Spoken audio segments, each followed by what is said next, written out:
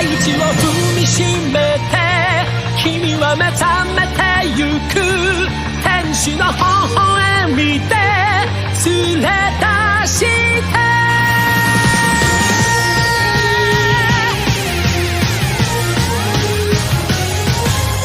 孤独でも一人じゃないさ生まれてきたことに必ず意味がある You can smile again 太陽浴びて You can fly away 世界は君の輝きを待ってる大地を踏みしめて君は目覚めてゆく天使の微笑みで連れ出して始まりはいつでも遅くないさ何度でも立ち上がれ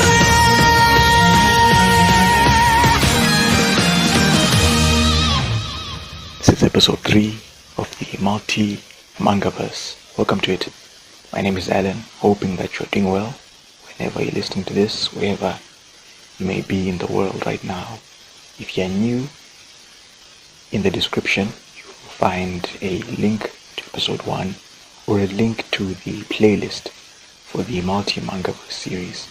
That way you can catch up and then join us for this episode. For those of you who are returning, welcome back. Hoping you are enjoying this series so far as we look at the first 4 volumes of hunterxhunter or hunterxhunter, created by Yoshihiro Togashi in 1998 and has been serialized in weeklyshonenjump ever since.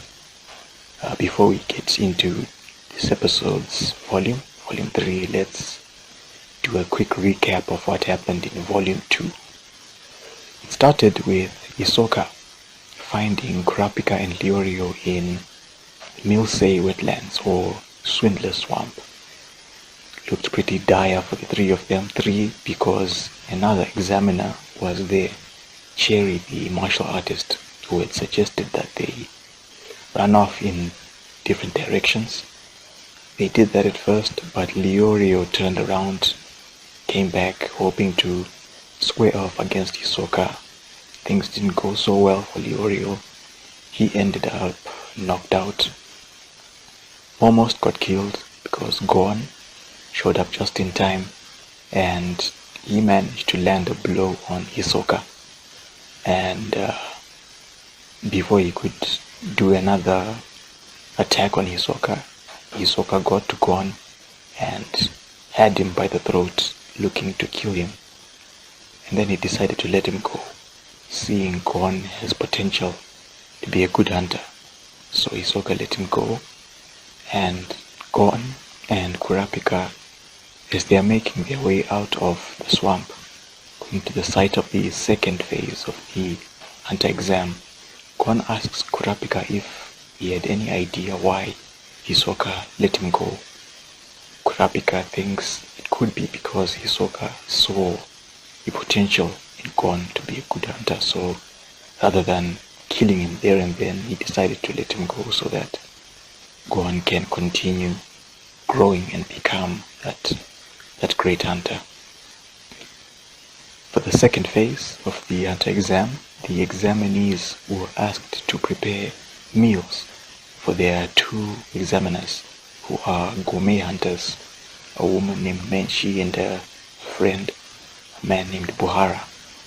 The first stage of the second phase was cooking a meal for Buhara. They had to roast some pigs. That went well.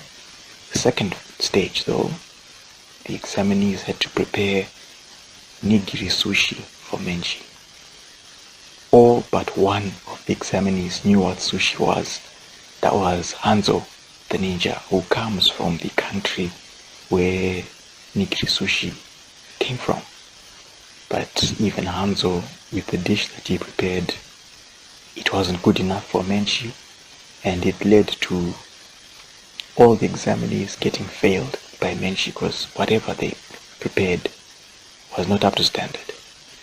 and as a result, the chairman of the Hunter Association had to step in. He arrived, he spoke to Menchi, and they came up with a second test for the examinees to take part in. This test went much better than Menchi's exam, so the examinees who passed that test, they got into the airship that the chairman, Netero, arrived in, and this airship would transport them to the third phase of the hunter exam. On the way to the third phase, Gon and Killua had a chance to talk, and Killua told Gon about his family. Killua is from a family of assassins, but Killua is not interested in the family trade. He wants to follow his own path. Unfortunately, this did not go down very well with his mother, especially. She was very upset about Killua, quote-unquote, throwing away his future. So what ended up happening was Killua got into a fight with his mother and his brother, and he ran away from home just to, go into this exam hoping to be a hunter. As the two boys are talking, Netero shows up and he proposes a game. If the boys win the game, he will issue them their hunter licenses there and then. Sounds simple enough. The game involved the boys having to grab a rubber ball from Netero. But for several hours the boys tried and failed to get this ball. In the end, Killua, he ended up quitting the game, realizing that Netero is not just an old man, he's got some skills. And Killua was smart enough to realize that even if they played this game for a year, they still wouldn't be able to get that ball. So he stopped playing. Gon, however, continued playing because now he was more interested in getting Netero to use his right hand, which he had not been using throughout the game so far. Gon managed to make Netero use his right hand in the end, and he, quote-unquote, won the game. Killua, however, as he's in the passageway leaving the area where they played the game, we saw his true feelings. He was very upset about not winning the game, and unfortunately, as he's walking in that passageway, two other examinees, he bumps into them, and rather than apologizing to these two guys, Killua just kills them without batting an eyelid. As he's thinking over the game, those two guys, unfortunately, they end up dead. So the airship makes it to the site of the third phase, a site known as Trick Tower. The examinees are left on the top of the tower, and they are told they have 72 hours to make it to the bottom of the tower alive. But at the top of this tower, there's no entrance, there are no stairs. How are they supposed to enter the tower? One of the examinees, Kireta, the huntsman, he finds a trapdoor. He's the first one to enter the tower. Then eventually the other examinees find other trapdoors. They enter the tower. Gon and his friends, they find trapdoors, and those trapdoors lead them to the same room where there's some instructions which tell them that they've entered a path known as the path of majority rules. And in order to progress on this path, they need to be 5 participants. There are only 4 right now. So they had to wait until someone eventually found a trapdoor, fell into the room, and that 5th participant was the rookie crusher, Tonpa. The last person that they wanted to see, but anyway, 5, so they can carry on. They make it to a room where they must face off against 5 prisoners who've been assigned to be taskmasters for the 5 participants. They are supposed to fight these prisoners in one-on-one battles in order to progress. The first battle is between a prisoner named Bendot and Tonpa, who realized that rather than being the last option, he will go first. When the battle starts, Tonpa is on his knees admitting defeat. He quits because Bendot had suggested that their battle would be a battle to the death. Tonpa accepted, only to turn around and he admits defeat. He quits. Tonpa makes it back to the participants' side of the room, and Leorio calls him out. He sees what Tonpa's up to. Tonpa shows his true colors, and he reveals he's not interested in being a hunter. He only enters the exam just to cause trouble for newcomers and rookies, having realized that there's always a chance of dangerous examinees taking part in the exam. So rather than exert himself and put in some effort, he'd rather just have some fun and spoil things for other examinees. So unfortunately for Gon and his team, they're stuck with Tonpa as long as they're on this path of majority rules, so they have to carry on. The second battle is between Gon and a prisoner named Sedokan. But instead of a fight, Sedokan proposes they play a game which involved 2 candles. Gon and Sedokan would each hold a candle. The loser of the game is the one whose candle goes out first. Gon had to pick between a long candle and a short candle. He picked the long candle, thinking the long candle will last longer. It turns out both candles were rigged. Sedokan had dipped them in oil. So a breeze blew through the room. It disturbed the flame on Gon's candle, and it started burning rapidly. And just before it went out, Gon put his candle on the floor, rushed over to Sedokan's side, and he blew out the candle that he was holding, winning the game for his participants and evening the score to 1-1. That's where Volume 2 ended. So now, let's get into today's episode, which will be covering Volume 3, Resolution. It was released on the 4th of November 1998 in Japan, and then on the 6th of July 2005 in English by Viz Media. It contains chapters 18 to 26 and continues the first story arc of Hunter x Hunter, the Hunter Exam. So let's get to chapter 18, The 2 Aces in the Hole. So the chapter begins with Gon and Sedokan going to their respective sides of the room. Gon is celebrating, he won that game for his team. Sedokan, however, he gets to his side and he is scolded by one of the prisoners who thought it was a stupid idea for him to play a game rather than, compete in actual battle. So this same prisoner steps up for battle number 3 as Kurapika. He volunteers for that 3rd stage. The prisoner, the handcuffs come off, the hood is taken off, and it's another muscle-bound guy like Bendot. But this guy looks like a surgery disaster. Think of Frankenstein's monster. In the description or the show notes there will be links. So I'll put a link which will show a picture of this guy. You can have a look at him. He's got stitches around his head, his nose is missing, his right ear has bite marks, while his left ear looks to be covered by some contraption which is wired to his neck. And then he's shirtless.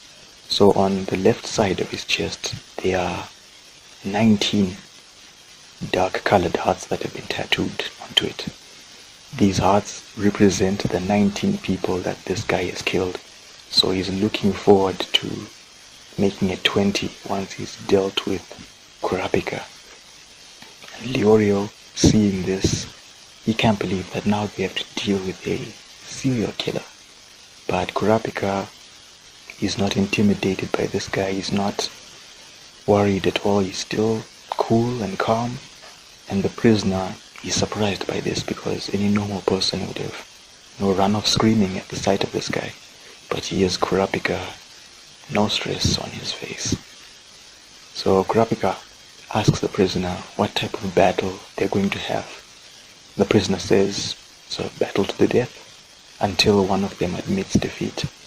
Although he's quick to say that even if Kurapika begs for mercy, there's no guarantee that the prisoner will stop hitting him.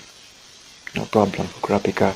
Again, the prisoner can't believe that this guy is still not intimidated, even now when they're going to have themselves a death battle. So the prisoner then says, oh, in this battle there are no weapons used. It's hand-to-hand combat. No problem, Kurapika. He puts down his weapons. He's got his boken. It's a pair of wooden swords. He's got throwing knives. He's got throwing stars. They're all on the floor. And the prisoner figured that Kurapika might have had some weapons. But seeing that he's not going to use any weapons, he's starting to wonder, is he too dumb to see how things are going? Or is he terrified but he's refusing to show it? The prisoner is just trying to figure out Kurapika, but in the end it doesn't matter, because the prisoner, he's got his two aces in the whole title of this chapter, which are his right hand and his back. And Leorio, he doesn't like the look of this guy. He looks like trouble. But Killua, who's there, he's not fooled at all by this prisoner. He can see right through the act that he's putting on. Killua can tell that he hasn't killed anybody, despite everything that he said to Kurapika, I should say. Gon even comments that he also doesn't sense anything from the prisoner. No pressure, no killing intent, no bloodlust. Nothing like what he felt when he encountered Hisoka in the swamp. Leorio doesn't understand what Gon is saying. Killua understands, of course, because he has experience in killing. So the battle begins. The prisoner jumps into the air and is aiming to drop a heavy right fist on Kurapika. But Kurapika manages to dodge in time and sees the prisoner smash his fist into the stone floor. Now, while the prisoner is still crouched down, his back is turned. Kurapika can see what's tattooed on the back. It's a big black spider with 12 legs, 6 on either side. Thanks to Kurapika telling him about them, Leorio recognizes what that spider means. It's the symbol of the Phantom Troop. And the prisoner is very proud of that tattoo, because once any hunters see that tattoo, they want nothing to do with him. They run off. They know what the tattoo means. So the tattoo is one of the prisoner's aces. The other ace is his right fist, which we find out has steel knuckles that have been embedded inside. It's powerful enough to shatter rocks, but it also hurts the prisoner, so he can only use it once a day.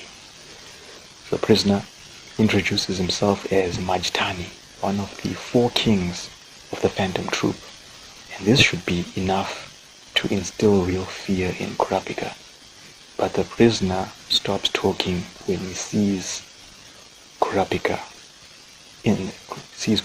eyes. They've turned scarlet. And the prisoner asks him, what's up with that? What's going on? And immediately Kurapika grabs hold of the prisoner with his left hand. He picks him up over his feet. This giant man. He's off his feet. And then he drives his right hand into the prisoner's face, into the floor, knocked down. And as Kurapika's walking away, he tells him three things that he should never forget. 1, the real Phantom Troop tattoo has its member's number shown on the spider. Number 2, the Phantom Troop has killed so many people, the number is too high to mean anything to them right now. And this guy, he's only killed like 19 people, so already he's not Phantom Troop. And then the third thing Kurapika warns the prisoner never mention the name of the Phantom Troop again, or else he will kill him. And Kurapika makes it back to the others. Leoro is concerned. He's asking if he's alright, should they keep their distance. But Kurapika, he assures them that he's fine now, and his eyes, they've returned to their normal color. And he admits that even though he was fully aware that the tattoo was fake, his emotions just lit him up at the sight of seeing the tattoo, and he couldn't help himself. And his emotions get so amped up that even if he sees a regular spider, that can trigger him. That's how serious this is. But then Kurapika supposes that's a good thing, because it means that rage inside him has not disappeared over time. It's still there. Over on the prisoner side, Bendot reminds the other two prisoners that they've lost twice in a row now, as they look at Majtani, who still hasn't moved from where he was dropped. And we find out now that he's serving a 108-year sentence for multiple accounts of fraud and blackmail. The reason his face is so messed up is because several surgeries have been done to it and they've all failed. And the chapter ends with Leorio stepping up to take part in the fourth battle, as the next challenger from the prisoners does the same. That's how we kick off Volume 3. Chapter 19, The Trap of Majority Rules. So before Leorio makes his way onto the square platform, he calls for Majtani's body to be removed and the next prisoner to be sent. But the prisoner who is going to take part in this battle says it cannot be done because the death match between Majtani and Kurapika isn't over yet. That prisoner gets onto the platform, examines Majtani, then says he's not dead, he's just out cold. The battle was a death battle where nobody died, nobody gave up, so the battle continues. Leorio, he's not going to buy this, so he tells Kurapika, go finish off Majtani. But Kurapika is not interested. Leorio turns to him, he's surprised, why not? And Kurapika says that he realized that Majtani wasn't a fighter, but he faced him anyway, and he struck him. So now that Majtani is a downed opponent, Kurapika is not going to fight him.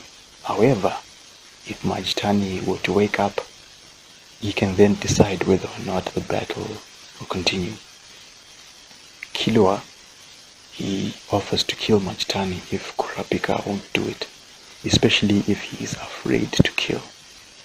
Kurapika says he's not afraid to kill, and then he also reveals that he's never killed anyone before. Shocking after what we've seen so far of Kurapika.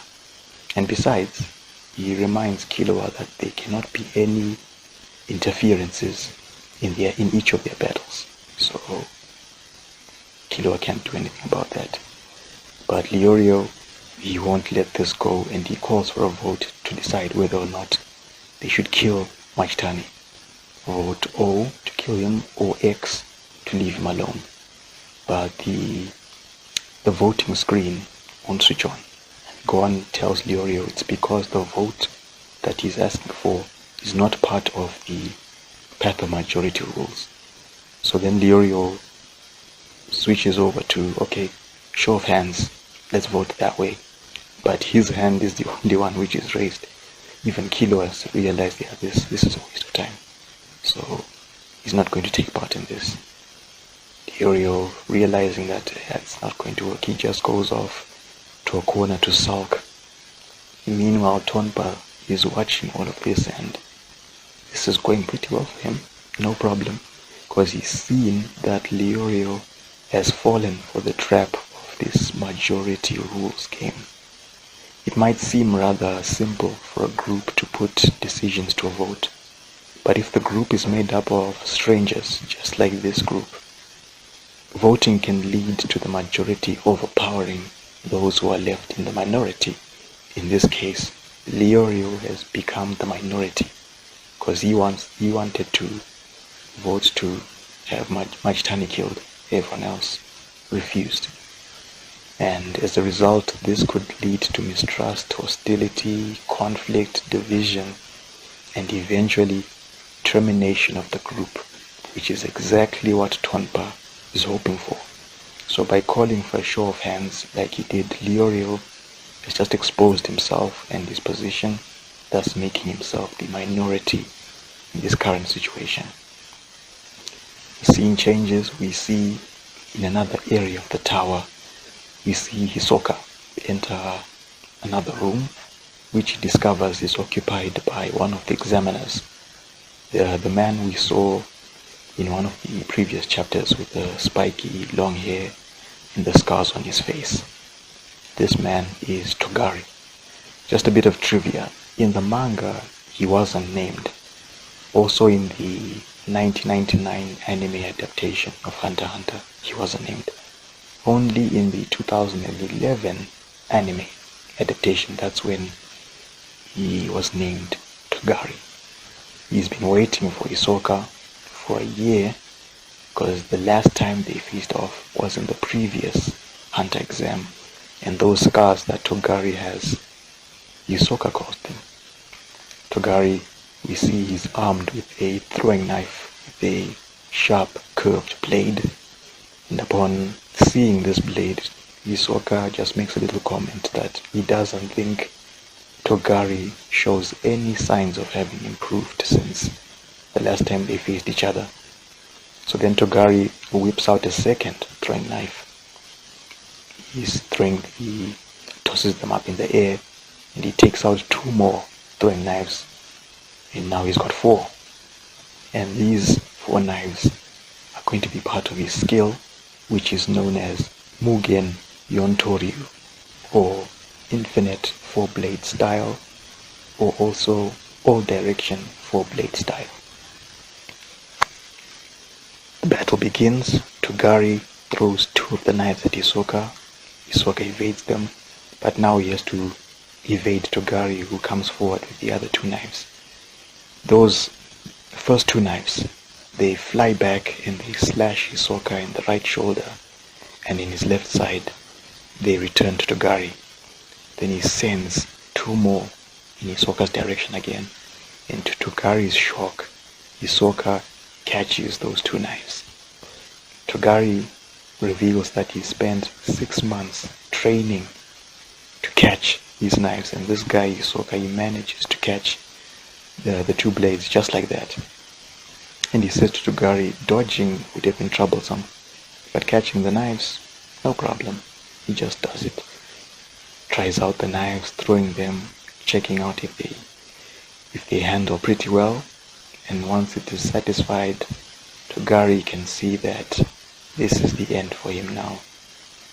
And he turned the page. All that we see of Togari now is just his head, which has been left on the floor. The expression on his face, the look of horror as Hisoka came up and killed him, that's the last we see of Togari, unfortunately. And Hisoka, we see him make it to the bottom of the tower. He's the first participant to do so, and thus he passes the 3rd phase. It took him 6 hours and 17 minutes to do so. That's Hisoka. Back to Team Gon. They have 59 hours and 57 minutes and 3 seconds remaining. Nothing has been done about Majtani, and the chapter ends with Killua making an observation that it doesn't look like Majtani is going to move. That's chapter 19.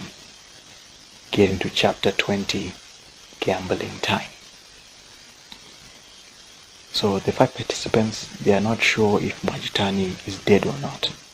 Leorio can't tell from their side of the room because the lighting in the room is too dim, so he makes a request to go over and confirm if Majtani is dead or not. That prisoner who checked on Majtani says Majtani is just knocked out, but Leorio is not going to take their word for it. He wants to confirm for himself. The prisoner asks him if Leorio wants to make a bet, and Leorio asks what will they bet with, and the prisoner says they'll bet using time. So on the square platform there is a monitor. On the monitor screen, two numbers are displayed, 50 and 50. Each 50 represents 50 hours, 50 for Leorio and 50 for the prisoner, who is identified as Lerut or Leluto or Reruto. Currently, Leluto is serving a 112-year sentence for trafficking of rare animals and for breaking gambling laws. Lerut says that each of them will place bets in 10-hour increments until one of them reaches 0. If Leorio loses, the participants will have less than 50 hours to make it out of the tower. But if Leorio wins, then 50 years will be added onto Lerut's sentence. Only after accepting this betting challenge can Leorio go onto the platform to check on Majtani. The one thing that Leorio has managed to confirm while speaking to Lerut is a woman, having judged by her voice, and Kurapika is there. He cautions Leorio not to trust her and to be careful, because if he loses, they'll have only 9 hours to reach the bottom of the tower. Although Leorio thinks Lerut is crazy for putting her own prison time on the line for this bet, he agrees to take part in the challenge, and Lerut lets Leorio make the first bet, since she was the one who brought up the idea. So Leorio bets 10 hours that Majtani is still alive. He believes that even if he loses this bet, it would just confirm Kurapika's victory if Majtani is dead, rather than if Leorio were to bet that Majtani is dead, because if it turns out that Majtani is not dead, Leorio and his friends, they lose 10 hours for nothing. So that's the reasoning behind this bet. Leorio and Lerut, they get onto the platform. Leorio rolls over Majtani onto his back, checks his pulse, and there's a pulse. So Leorio, he earns himself 10 hours. Gon is happy about this, but Killua not so happy, because he points out that Majtani could just simply continue to stay unconscious, and this just means more time passes for prisoners. So Lerut asks Leorio what they should bet on next, and Leorio wants them to bet on whether Majtani is actually unconscious or just pretending to be unconscious. Now Majtani doesn't show it on the outside, but he is awake, and upon hearing Leorio's bet, he's now worried, because Leorio is now suspicious. And we find out that there was a note on the floor next to Majtani when he gained consciousness. This note had some instructions telling him to pretend to be knocked out and then eat the note after reading it. So he's been awake the whole time. Lerut says she'll bet 20 hours that Majtani is out cold, which sounds just fine to him because he can just continue his act. So Lerut asks Leorio how they should find out for sure. Leorio goes over, he picks up Majtani, gets to one side of the platform, and then he props up Majtani by the edge, and then says he'll just simply drop Majtani over the edge. If he's truly dead, then he'll fall all the way down. Now Lerut objects to this, because they are just trying to find out whether or not Majtani is alive after the death battle from before. So Leorio adds, if Majtani yells while he's falling, then Kurapika loses the death battle. Pretty simple. So Leorio, if Lerute finds this to be fair, but inwardly Majtani doesn't like this at all for obvious reasons. So then Lerute changes her bet to 40 hours in favor of Majtani waking up. Now Leorio, no problem with that, is ready to drop Majtani over the edge, and this is when Majtani, he stops pretending. He wakes up, he's had enough of this, and he's marching his way back to the prisoner side, saying he lost the death battle. He's more interested in staying alive now, so he admits defeat, and this earns the participants their second point. But Lerute won the bet, so now Leorio is down to 20 hours, while Lerute has gone up to 80 hours. But despite this, Leorio is ready to continue, and it's Lerute's turn to decide what they'll bet on. Her handcuffs come off. She takes off the hood and she reveals herself to be quite the attractive woman, which catches Leorio by surprise. So Lerute says they'll bet on whether she is a woman or if she's a man. And Leorio asks, okay, if he loses, how can he be sure? And Lerute says she'll allow him to check for himself. So Gon, Killua and Kurapika are watching this, and only Kurapika and Killua know exactly what Leorio's up to, while Gon is in the dark. He doesn't understand what's going on. And Kurapika, he calls it, Leorio is going to bet on Lerute being a man. And sure enough, Leorio bets 10 hours that Lerute is a man. And Lerute tells him that he's wrong. She is in fact a woman. And Leorio gets to confirm this off screen, because at the bottom of the page there's a little note that says please stand by. And when you turn the page, there's Leorio with a big smile on his face, with his right hand, which he'll probably never wash again, because he's just confirmed that Lerute is a woman. And she goes up to 90 hours while Leorio drops to his last 10 hours. Kurapika and Killua are not too happy about this. Gon had to be told by Killua what's going on. So yeah, he figures out, Leorio had his own alternative methods. As for Tonpa, he sees that Leorio is not a gambling man. He doesn't know how to play the game and only focuses on what he could lose instead of observing the chances of winning or losing. But as for Lerute, she's pleased, knowing that she can easily read Leorio and win this challenge. So now it's Leorio's turn to decide the next bet. For this one, Leorio is putting his luck on the line, and he wants them to play good old-fashioned rock, paper, scissors. No problem for Lerute. She bets 80 hours that she'll win. And Leorio's stunned. Why is she so confident in this? In betting so many hours for this challenge. But for Lerute, it's about probability, in which you have 1 in 3 chances of losing, or 2 out of 3 chances of winning. And it's also about statistics and human psychology. In terms of statistics, according to her, the first option chosen by most people is usually scissors.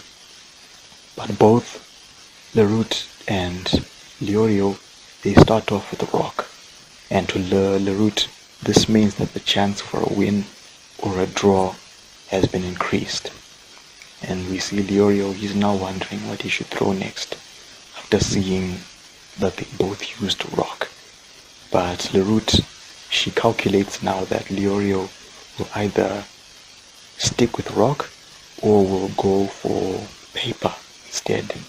So she settles on switching to paper, while Leorio decides that even if it's a draw, they can simply go again. And the chapter ends with Lerute showing paper and Leorio goes with another rock. Game over. So we go to chapter 21 now, following that loss for Leorio.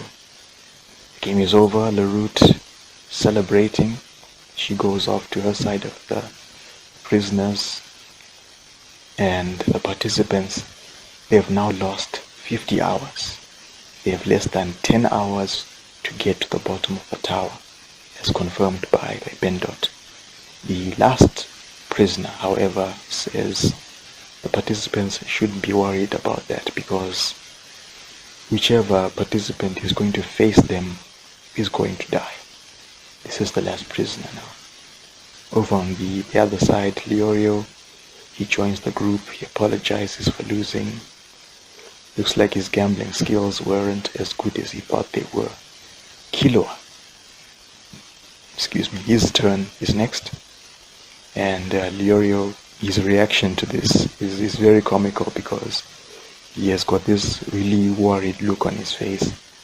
And this annoys Killua, because it looks like Leorio is underestimating him before Killua even has a chance to show what he can do. So it was just a funny little moment. The prisoner, the final prisoner, their handcuffs come off. They remove the hood, and we see this gangly, mustached man that Leorio recognizes upon seeing him. He stops joking immediately, and he tells Killua, don't even bother fighting this man, because this man is, I'm trying to get the pronunciation of his name, because it's Johnes.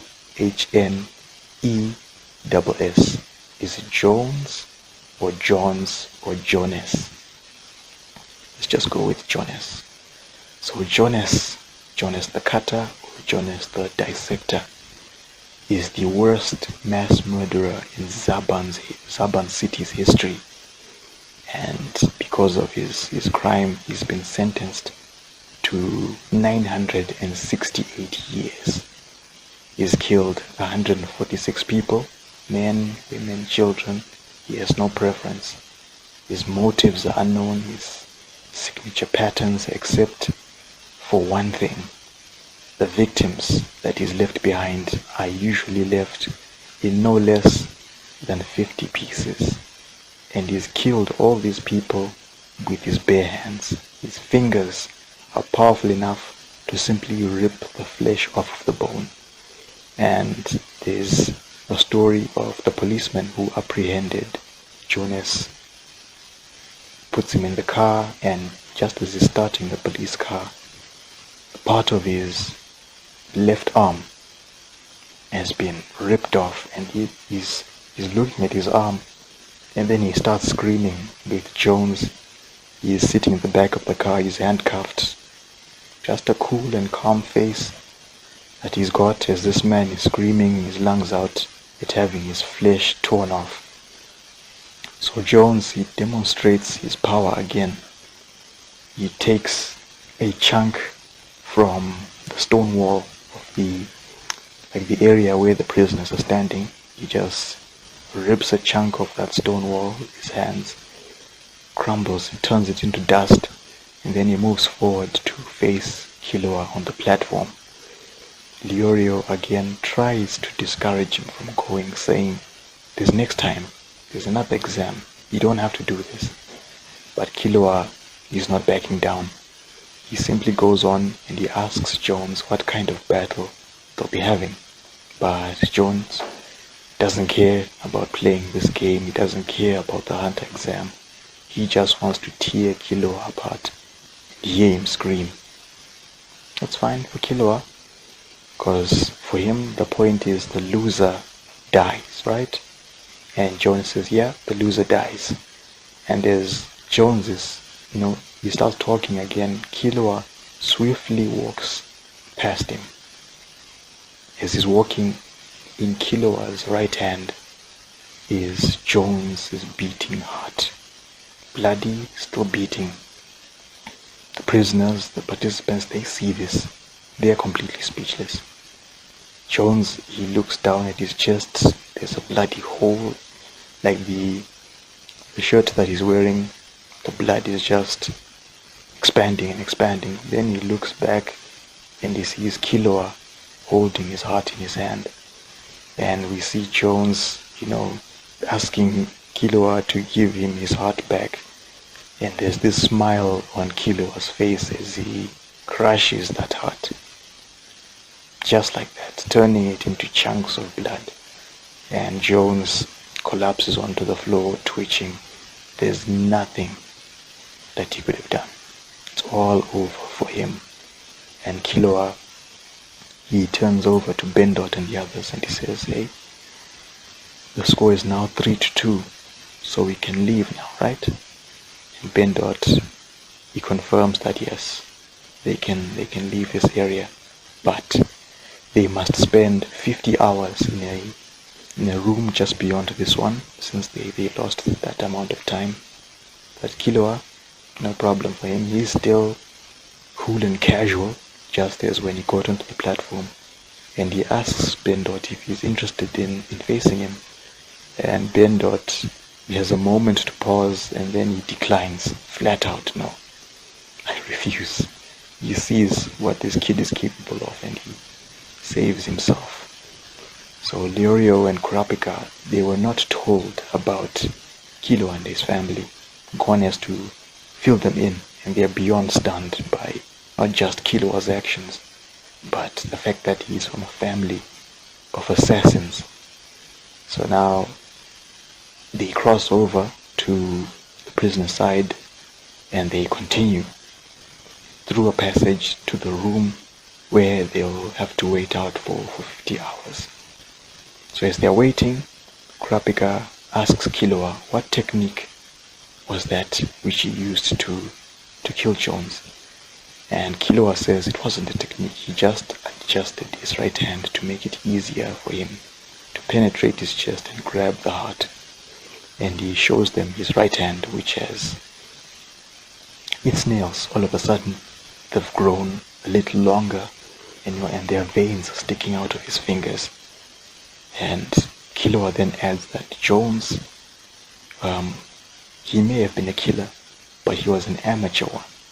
Killua, on the other hand, is a professional killer, a former professional killer, and says that if his father had been the one who killed Jones, there wouldn't have been any blood. And, upon hearing this, Kurapika, he's just glad that Killua is on their side, because he can see how dangerous this kid is, so he's just glad. But, the sight of Killua's hand is just absolutely terrifying, honestly. So 50 hours pass, the group leaves the room, and they've got 9 hours and 43 minutes remaining. They walk to another passage, they turn the corner, and they find 2 sets of staircases, one heading up, one heading down. Which way will they go? Will they vote O to go up, or will they vote X to go down? That's where chapter 21 ends. Chapter 22, the last question. The 5 participants, we see them, they've made it back to the room of the taskmasters, the prisoners. It turns out that they're chosen to go down, and this is where they ended up. And just a funny little note is Jones's body is still on the square platform. It has not been moved. I just thought that was a little strange, a little odd that nobody moved his body. So they make it back to this room, and Killua says, they should have actually, they chose to go up, so they should have chosen to go down. And we see Leorio is flipping out because Killua had voted to go up too, and they should have chosen to go down. So he finds it really unbelievable that now he says, oh yeah, we should have chosen to go down, when he was part of the voting and he also voted for them to go up. So what we ended up getting is we get a summary of the other challenges that they face as they make their way through the tower. Again, they had to vote their way through these other challenges, and the title page of the chapter shows them running from a giant boulder, as well as we find out that among the other challenges that they encountered, there was a quiz which had an electric shock mechanism, there was a multiple choice labyrinth, and then a life-sized board, either a backgammon board or a Go board, Go the Japanese board game. And this board was rigged with mines, so they had to get through that. So by the time they get through all those challenges, less than an hour is remaining. All that time spent getting through all those challenges. So after all that, they make it to a closed door, which requires them to vote either O to open or X to keep it closed. They vote, and the result is 4 O's to 1 X. Leorio immediately turns to Tonpa and he starts chewing him out for the vote, thinking, yeah, so you are the one who voted X. But Gon, he steps up and says he pressed X by mistake. So now Tonpa, rightfully so, wants an apology from Leorio because he pressed O, just like Leorio and the others did. But Leorio refuses to apologize, knowing Tonpa's true motives, and Tonpa doesn't like this very well. So he points out that we're in this mess because Leorio lost them 50 hours in his challenge, and this upsets Leorio, and the two are about to fight. Leorio has taken out a switchblade. Tonpa has got his fists up, but Killua, I should say, he says the door is opened. They might as well go in and they see what's inside. They get into the next room, and in there they find 2 closed doors with there's a large stone statue hanging above these 2 doors. And in between the 2 doors, there's a monitor screen.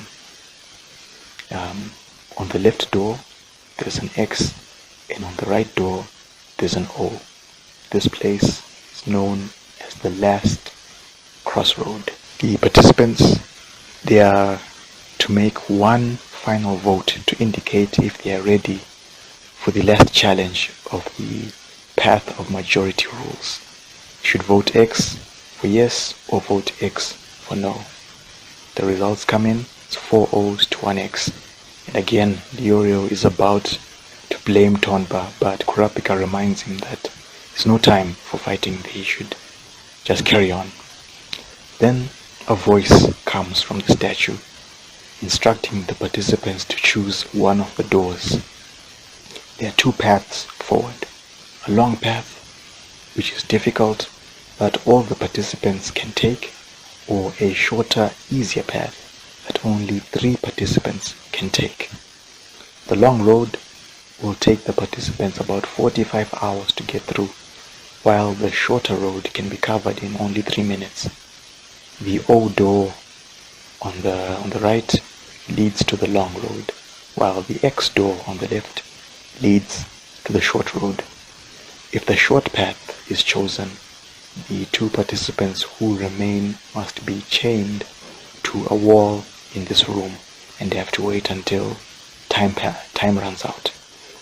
And upon hearing this, Leorio, he simply tells the others that I'm going to select X and I'm going to continue with the exam. He's not planning to stay behind at all. And he also notes that also present in this room, there are a variety of weapons that are lined up on the walls. Different kinds of swords, spears, axes, halberds, and so on.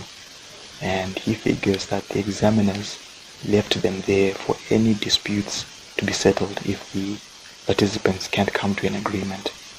Gon, on the other hand, says is going to select O because they made it this far together, so they have to reach the finish together, no matter how long it takes. It's easier said than done. Killua checks his timer and he says they have 57 minutes and 25 seconds left. So selecting X would be the best option for them now. But who's going to stay behind? If they can't decide, he has no problem fighting the other participants. So now the statue again, he urges them to choose. So the scene changes. We shift over to the ground floor of the tower where 18 participants have passed. We see Hisoka, Sigurete the huntsman, Hanzo the ninja, just to name a few. A door opens and another participant, he staggers out. He's all bruised and bloody, looking like he's had one hell of a rough time. And the only words that he says is, he's finally made it, before he collapses on the floor. The Amori brothers, they go over to check on him and they confirm the man is dead. And one of the Amori brothers says, you should have just given up, tried again next year, but look, now the man is dead. Another participant, they make it onto the floor, and there's an announcement through one of the speakers which says a minute is remaining. Not long after that, 3 more participants arrive. It's Gon, Kurapika, and Killua. Hisoka sees this, he makes a note that only 3 of them made it. Really, that's interesting. And it turns out that Gon and his friends, they used the short path, which turned out to be a slide that got them there in 3 minutes. Another announcement is made, 30 seconds are remaining, but Gon is pretty happy that they made it just in time. And Kurapika, he's looking at his hands, he's saying, man, my hands are all bruised and blistered. And as he's speaking, Leorio and Tonpa, they arrive, and all 5 have made it onto the bottom floor of the tower. And it's all thanks to Gon, because Gon had seen the prisoners break through walls and floors, Jones ripping a part of the wall, Majtani with his right fist striking the floor when he was fighting Kurapika. And this made Gon think that maybe the participants could try the same thing using the weapons which were in that room. So what they did is they chose the long path initially, and then they broke through the wall which separates the 2 paths, and then they crossed over to the short path. So the time they spent was through making a hole through that wall, and fortunately for them they made it just in time. Very simple plan, as noted by Kurapika. Only Gon would come up with a workaround like that. So 3 cheers for Gon. So time's up. 25 participants, including the unfortunate guy who died, they've passed the 3rd phase. So then the participants, they exit the tower, and outside they meet Lippo. He congratulates them for getting this far. Now they only have 2 more phases to look forward to. After what they've gone through so far, there are 2 more to go. The 4th phase, the hunter exam, is set to take place on Zevil Island, or Zebiruto. But first, Lippo signals for the other examiner to bring forward a box which the participants will draw lots from this box. This is to determine which participants will be in the role of hunters and which participants will be their prey. That's where chapter 22 ends. We're finally out of Trip Tower and we're gearing up for the 4th phase of the hunter exam. Let's move on to chapter 23, 2 enemies. Lippo continues his explanation about the purpose of the box. Inside the box are 24 numbered cards each representing one of the participants.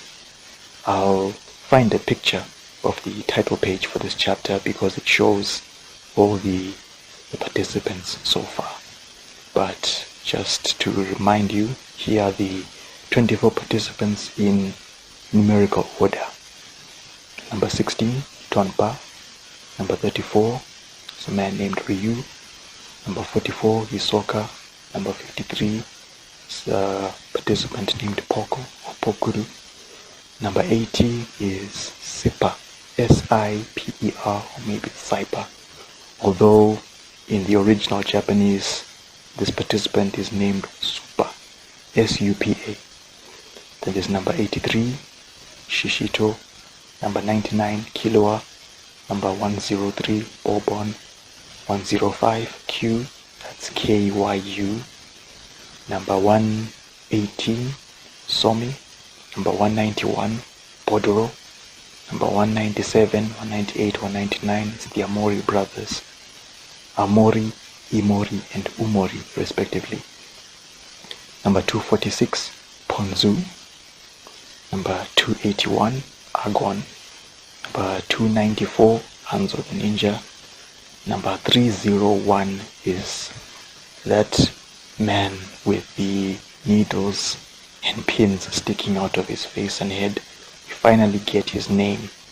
Let me spell it out for you. See if you can say this in five turns very fast.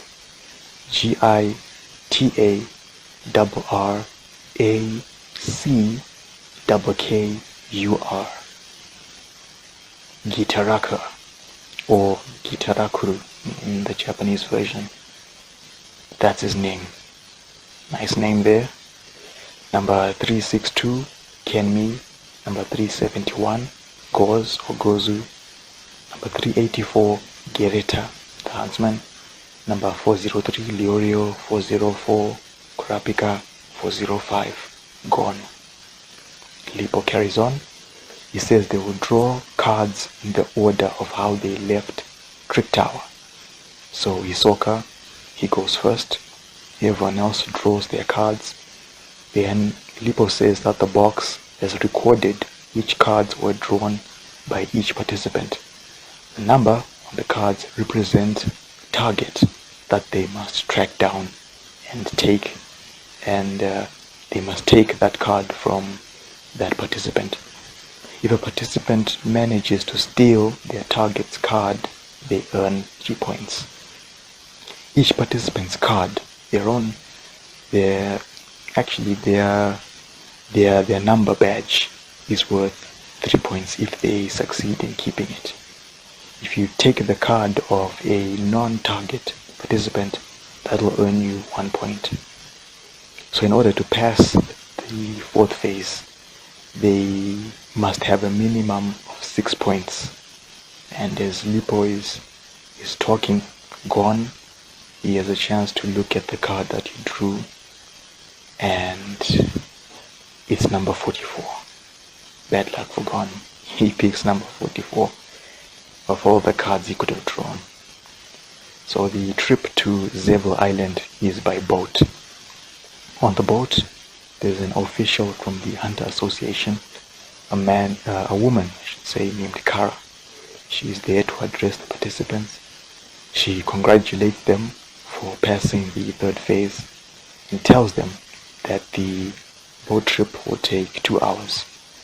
The participants are also informed that for making it to this stage of the exam, they've been granted an unconditional invitation to next year's Hunter exam. So even if they don't succeed this time, no worries, you can try again next year.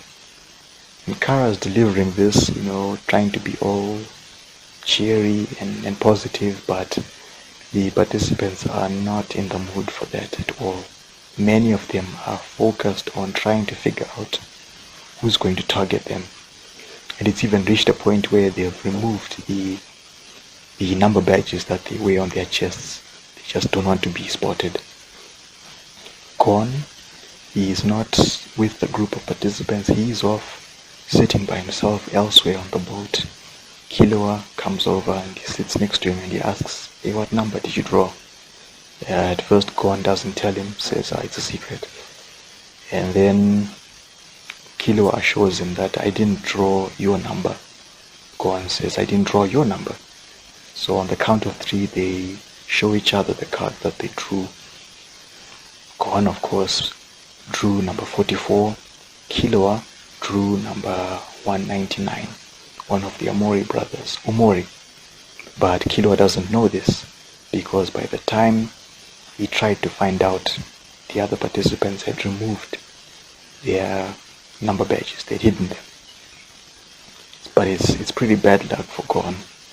But then Killua sees Gon. He's smiling a little bit despite that, and he's also shaking a little bit as well. So Killua asks him, are you excited? Are you scared? How are you feeling? And Gon says, I'm feeling both, scared and excited. He then says in a normal fight, he is aware he wouldn't stand a chance against Hisoka. But in this kind of fight where all he has to do is steal a card from Hisoka, he sees his chances being slightly higher, and is eager to try stealing that card from Hisoka. That's good enough for Killua. He gets up and he's going away. He wishes Gon good luck and tells him to stay alive. Now in the official translation, the official version, he just says to him, see you on the other side. And I just thought this was a little strange, because it doesn't have as much impact as stay alive, given that Gon has to face Hisoka at some point. So just simply telling him, I'll see you on the other side, just didn't work for me. So I guess my little advice for the day, read both versions, the official version, and then go out of your way to look for fan translated versions, because you at least get to see that with fan translations, most of the time they at least try to maintain the nuance of the original text instead of translating and changing it to suit whichever audience or market that version is catered for.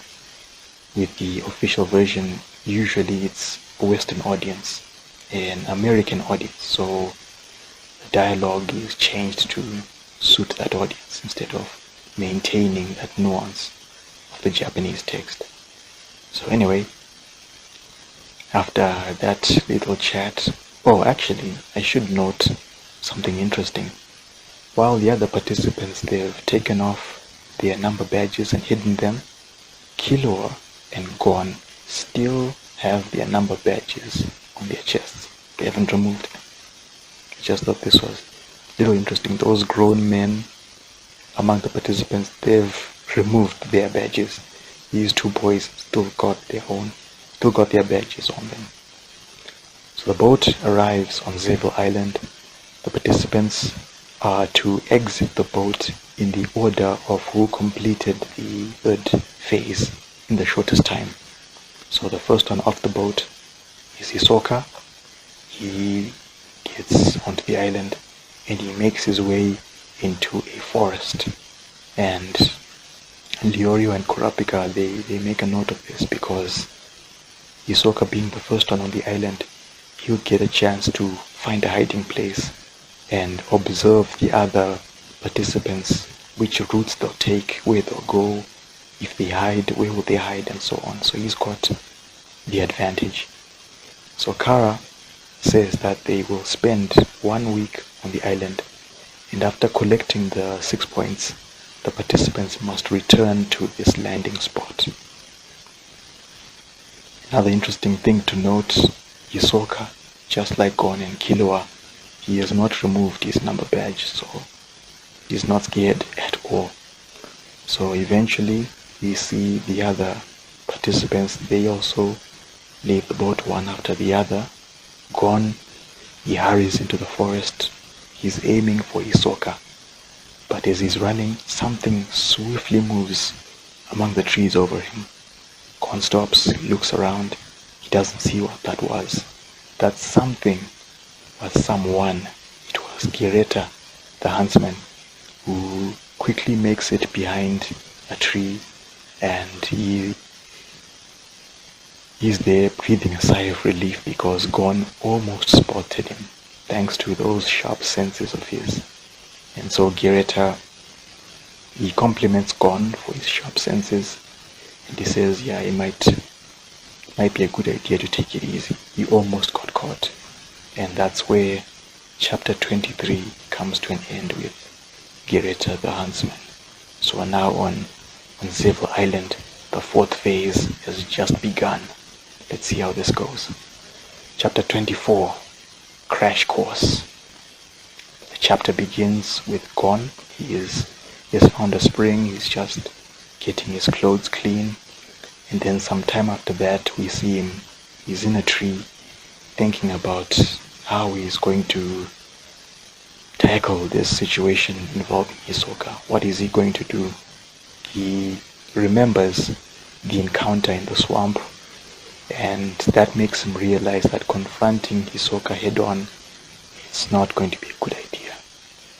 So as he's in this tree, Gon senses that someone is nearby. He looks down and he sees participant number 105, Q. He's moving through a field of tall grass. And then Gon notices there's someone also in the grass some distance behind Q. It's another participant. It's number 53, Poko or Pokuru.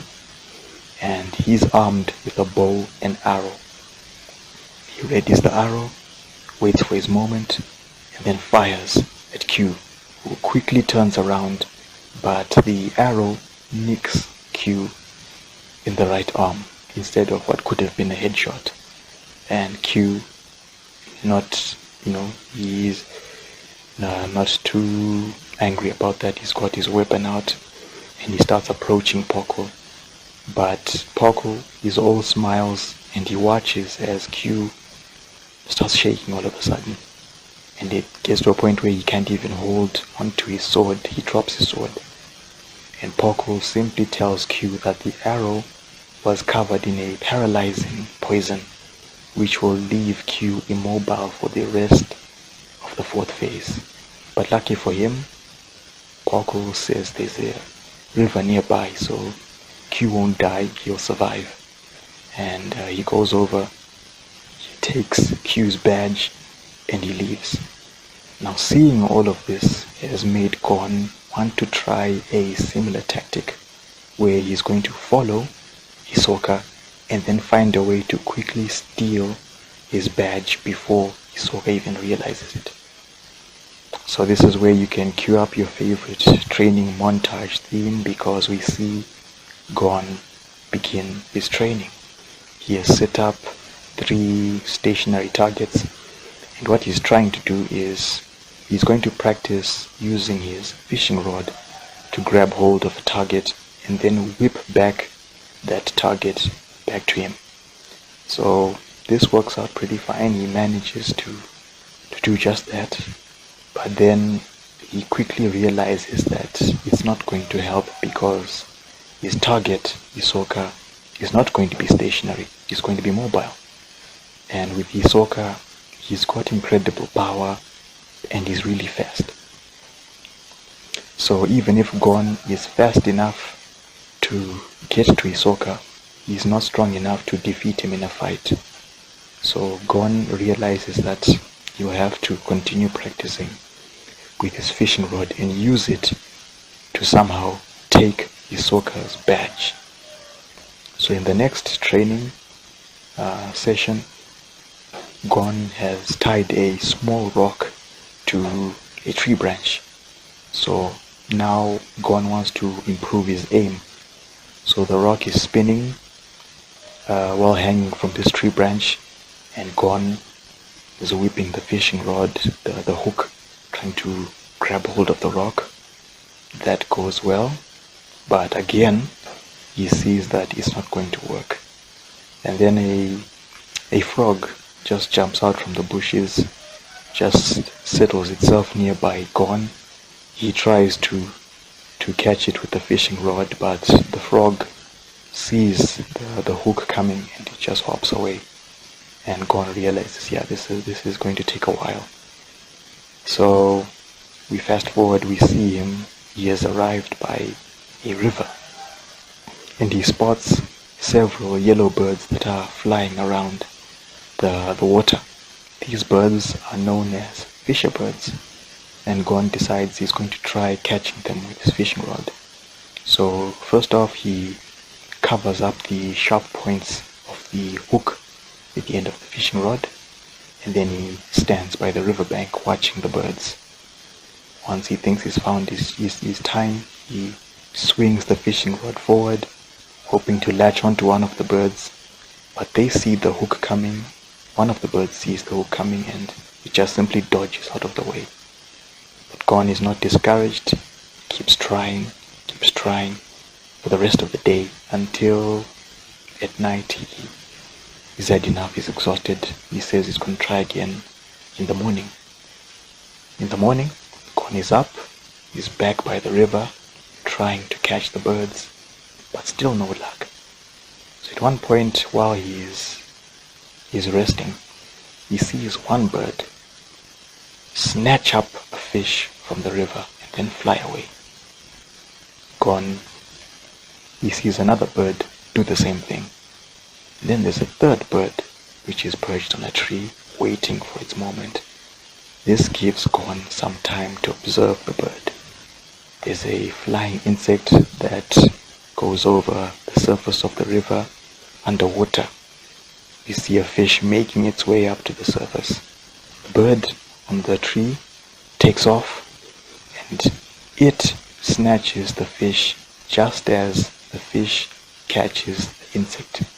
And upon seeing this, Gon has found out what to do, and he decides he's going to try it. So he watches a fourth bird waiting for its moment. Once it launches from the tree branch, Gon has found his chance. He swings the fishing rod, and as soon as the bird has caught the fishing rod has wrapped, the hook of the fishing rod has wrapped around the bird, and Gon has finally caught one of these birds, and he's figured out that his moment to act comes when his target is distracted.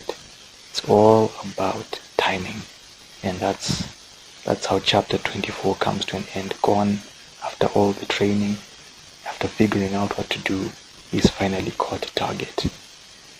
Get to chapter 25, the second day. Now that Gon has found a great way to train, you see him continue to catch fisher birds with his new fishing method, but he doesn't kill them or anything. After he catches them, he releases the birds. So the training carries on, and once he's done with that, he has a look at his hands, and he realizes he's been training for some time because his hands are all dirty and bloody now. But he's not worried about that, because his work has paid off. He's developed a new skill that he believes gives him a chance to take Hisoka's badge. But the question now is, how does Gon find Hisoka? So he's back in the forest, and he realizes that Zevo Island is a big area, and he wonders if maybe he should just walk around until he sees Hisoka, or maybe he'll be lucky enough to find him. As he's walking, he notices that a few red butterflies have gathered around him. Specifically, they've gathered around his hands, and Gon wonders if are they attracted to his blood, to the smell of blood? And then he thinks about this for some time. Elsewhere in the forest, we see Hisoka. He's resting under a tree, and there are a few of those red butterflies. They are around him. In particular, they are flying around the wound on his right shoulder from his battle with Togashi. Then his phone rings. He answers the call, and it's the same person who phoned him while he was still in the wetlands. They ask Hisoka if he has found his target. He has not. Does he have any idea who could they be? Who they could be? He does not. Then the caller offers to tell Hisoka the identity of his target, but he doesn't want to get spoiled, and he says he'll just collect the non-target badges since they are worth 1 point each. We switch back to Gon. This time he has bandaged up his hands and he has tied 2 strings to the index finger of his right hand, and the other ends of the strings, they are tied to 2 red butterflies. We get the name of these butterflies. They are known as hemotropic butterflies. They are attracted to the smell of blood. So Hisoka is Gon, I should say, is certain that Hisoka got injured in the tower, so he hopes to find him before that wound on his shoulder heals up.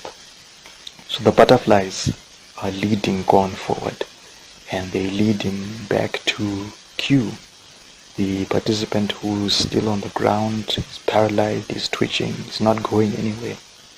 So Gon is kind enough to dress up Q's wound, and then he moves him to a tree which is nearby the river that Q was talking about, that Poco spoke about. And Gon just leaves Q there. He wishes him good luck for next year as he goes on.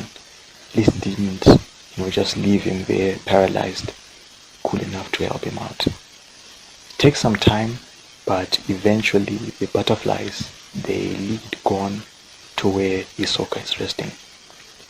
Gon, he hides himself in some bushes, and he sees Hisoka just there, and now he has to encourage himself to be brave, because he's shaking and he's sweating. But after he cools himself and he calms himself down, Gon makes a plan.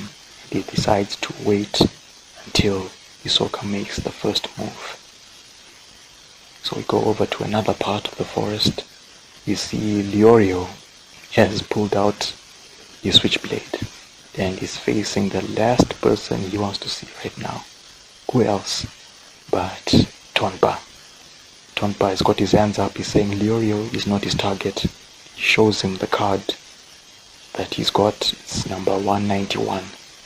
And then he asks Leorio is he targeting Tonpa? And Leorio shows him card number 46. Tonpa recognizes that number. He tells Leorio it belongs to Ponzu, but the name doesn't ring a bell for Leorio.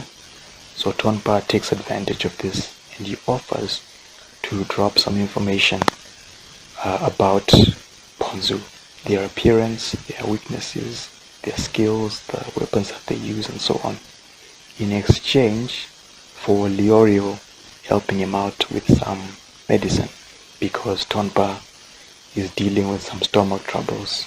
There's some suspicious nuts that he must have eaten. So fortunately for him, Leorio has got some medicine. He's got his suitcase with him containing medicine for all kinds of ailments, whether it's diarrhea or stomach aches, whatever. He's prepared. But before he shares that medicine, he demands Tonpa tell him about Ponzu.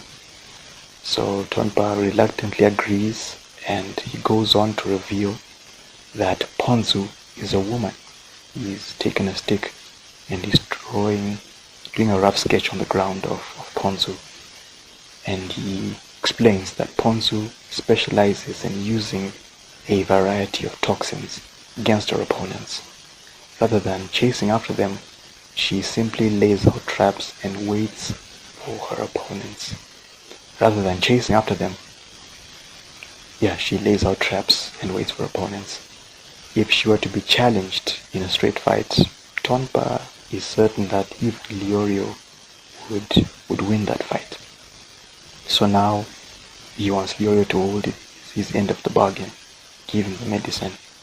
Leorio tells him to back up a bit while he opens up his suitcase to retrieve the medicine. But as Leorio is opening the suitcase, participant number 118, Somi, suddenly appears from the bushes behind him. He's armed with a tree branch. He swings at Leorio, who manages to dodge, but the suitcase is open and it spills out its contents, including Leorio's number badge. And that precious item is then snatched up by a monkey that just shows up, and it turns out it's a pet monkey of Somi's. And Tonpa doesn't actually need Leorio's medicine because he brought his own medicine. And then Leorio, he is furious now because he's realized he's been duped by Tonpa. Tonpa and Somi, they are working together. They simply swapped cards, and indeed Leorio is Tonpa's target.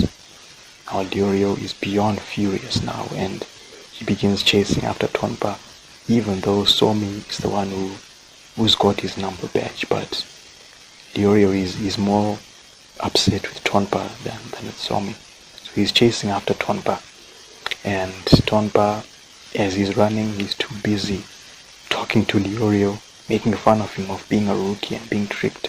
He's not looking ahead of him, and he doesn't see Kurapika appear, and Tonpa gets tripped by Kurapika. Leorio, he gets there, he's surprised to see Leorio. Not perfect timing, because Kurapika then asks Leorio if he wants to team up with him. And that's where chapter 25 ends. So now we move on to the final chapter of volume 3, chapter 26, the night before the showdown. The chapter begins with a very nice close-up of Tonpa's swollen face, and then we back up and we see he's been tied up and left on a rock somewhere on the island with a signpost behind him which warns people not to feed him. So that's Tonpa left there, got his comeuppance. Then we see Kurapika and Leorio, they find Somi, they get back Leorio's badge, and then they go elsewhere to rest up. Kurapika says that he's collected the badge of his target, who turned out to be Tonpa, number 16, and he's also got Somi's badge, number 118. So now he's got 6 points, and he and Leorio, they decide to keep Somi's badge since it means 1 extra point, and now they plan to search for Leorio's target, Ponzu. Another area of the forest, we see Killua. He's casually walking through. Then he stops and he calls out the person who has been following him. They have not been exactly careful about hiding their presence. Killua, he just wants them to come out. Let's play. He just wants them to come out and face him. That's what we see of Killua. We switch back, we go back to Hisoka, and he is aware that someone is nearby, and he urges them to come out of hiding, or else he'll get up and go to them. Now Gon in the bushes, he's readying himself as Hisoka. He gets up and he's walking in his direction, and this is it now, Gon. This is his chance. But the person that Hisoka was referring to shows himself. It's number 89, Shishito. He's armed with a spear, and he says, I've been looking for Hisoka. So now Gon has to wait until he sees a moment to act, because he sees Shishito has just started his attack on Hisoka, using the spear, thrusting it and trying to swing it in Hisoka's direction. But Hisoka has no problem dodging Shishito's strikes. Now Gon is there in the bushes waiting for Hisoka to attack. But then as this attack is going on, it's becoming clear that Hisoka is not going to counter Shishito. So Shishito stops attacking. He's exhausted, he's tired, and then he asks Hisoka, why won't he fight him? And Hisoka says there's no need for him to do that because Shishito is dying. There are several hemotropic butterflies that have appeared, and they are flying around the wound on Shishito's back, and Hisoka can tell that someone has already injured Shishito badly enough, and he is also aware that Shishito wants to die like a fighting warrior, but Hisoka is not interested in fighting him because he's on his way out. He's not someone full of life, so he's not going to waste his time on him. And this angers Shishito because he wanted Hisoka to fight him like a man, fight him fair and square. So now, seeing that Hisoka is not going to fight him, he prepares to attack him one more time, only to be stopped by several needles that come flying from somewhere, and they jab Shishito in the face, killing him instantly. And then out of the bushes comes the man with the most electrifying name in sports entertainment. Who else but Gitarrackkur, or Gitarrackkur. And he's just casual. He apologizes for killing Shishito. He says the man got away while his attention was elsewhere. But Hisoka doesn't buy this. He says Gitarrackkur just let him go, just so that Hisoka could put him down. And Gitarrackkur just did Shishito a favor and killed him, exactly like he wanted. Although Gitarrackkur doesn't care about, Shishito wanting to die like a warrior, because he was dying anyway. But then Gitarrackkur points out that Hisoka has got a habit of not killing his targets, and Hisoka explains that he only kills those that he deems worthy. Otherwise, it would be a waste to kill them while they still have the potential to become someone worthy of being killed by Hisoka. So these two are on friendly terms, and maybe it was Gitarrackkur who might have been calling Hisoka the couple of times that we've seen so far. So Hisoka asks Gitarrackkur about his badge. Does he still have it?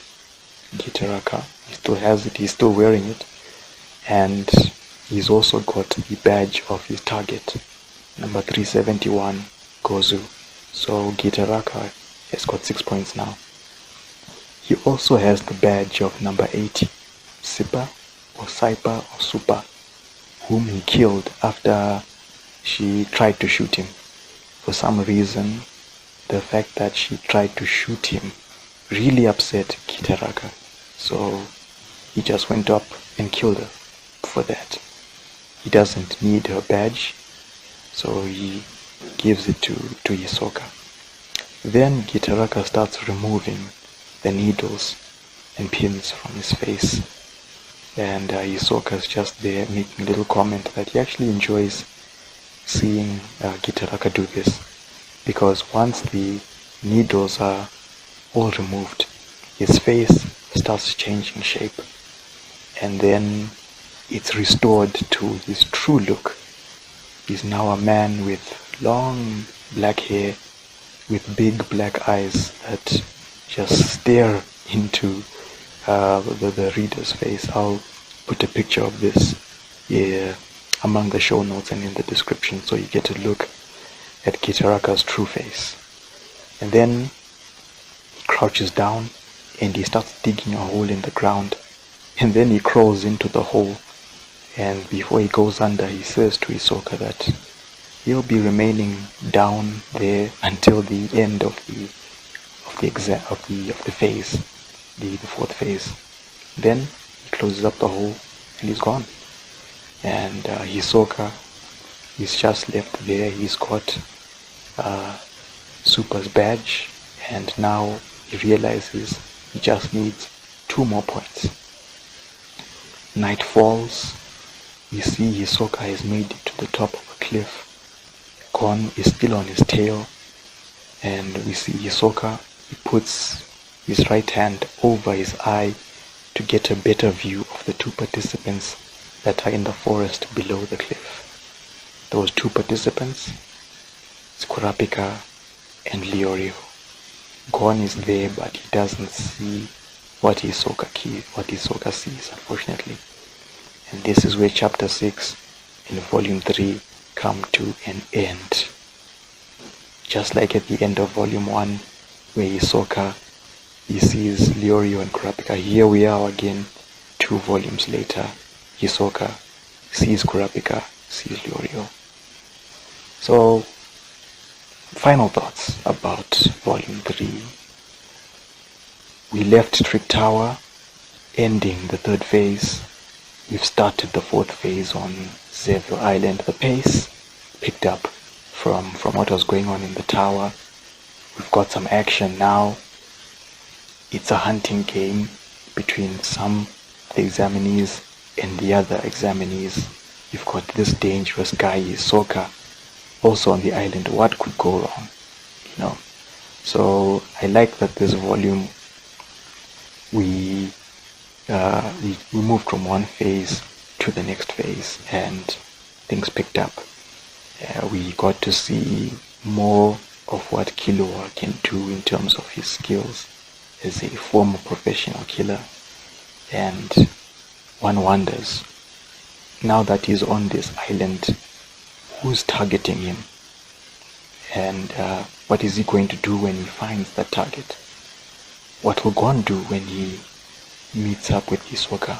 Will he find him? What will happen?